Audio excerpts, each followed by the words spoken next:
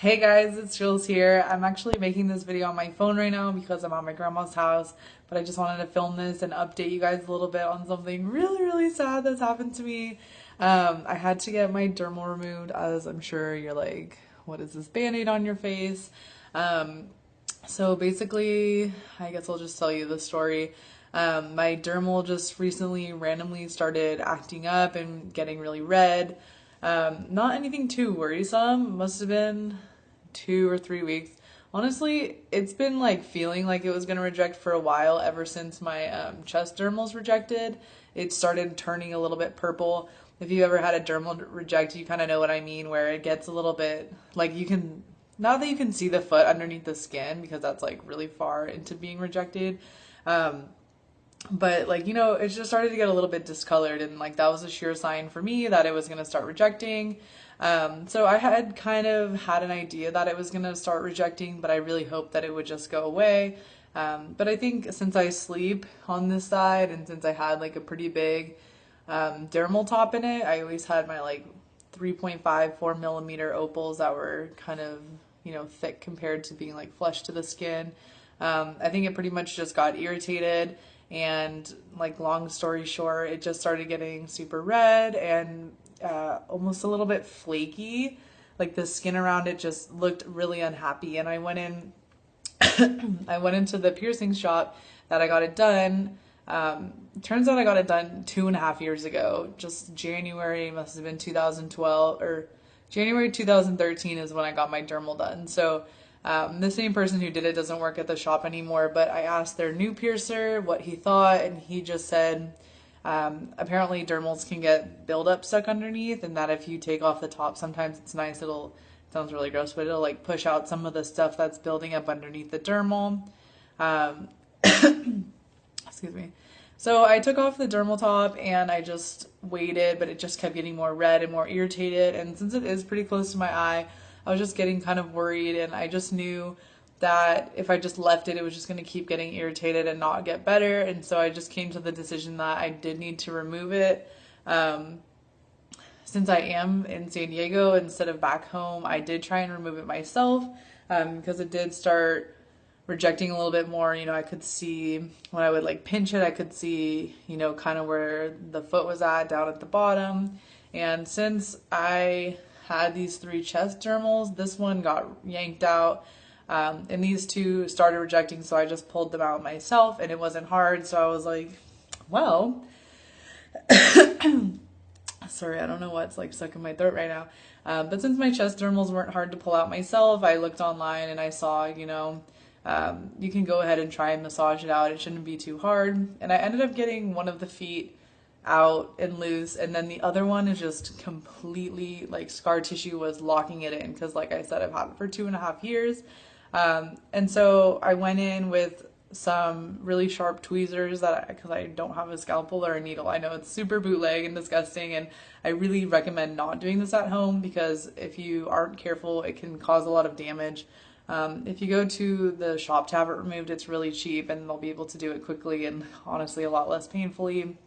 And you don't run the risk of getting such a big scar.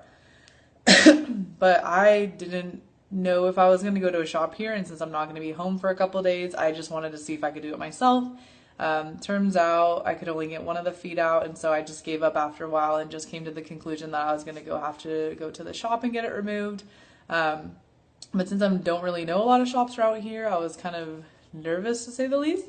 But I looked on Yelp, and a lot of the shops around where I am in San Diego have good reviews, and one of them actually is on the same street as my grandma's house.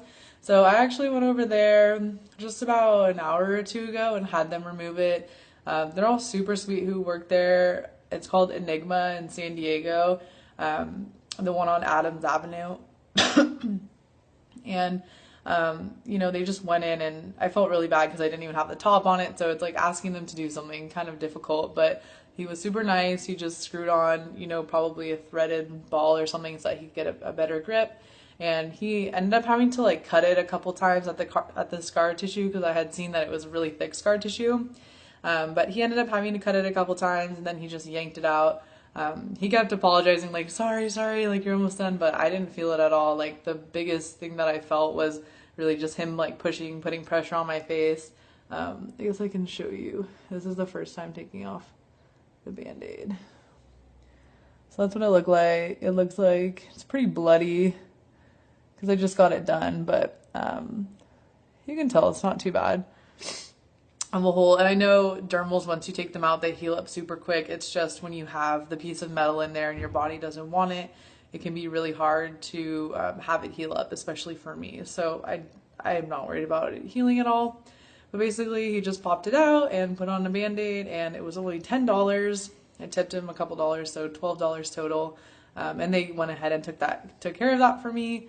So yeah, I'm super sad to see it go because it was my favorite piercing, and you know, I'm gonna miss it a lot, but it just wasn't happy and it looked horrible. Like, I would rather have no dermal than have in a dermal that looks infected and nasty and upset, because nothing looks grosser than having a body piercing that, you know, red and pussy and people asking you if it's infected and stuff. So that was definitely a good decision on my part. I don't regret it.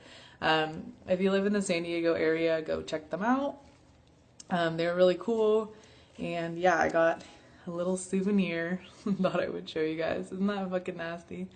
But you can see this huge circle. Like, I got the small end out, and I didn't know what type of dermal they ended up putting in. So that huge circle right there was what was filled with the scar tissue. That made it a little bit difficult for me to remove the dermal myself. Yeah, I thought it was pretty funny that they gave me this. And that's what it looks like for everyone who asked. My mom thought that was fascinating because, you know, I've had my dermal for 2.5 years. But people don't really know like what's going on underneath because, you know, it's just sitting there. So here you go.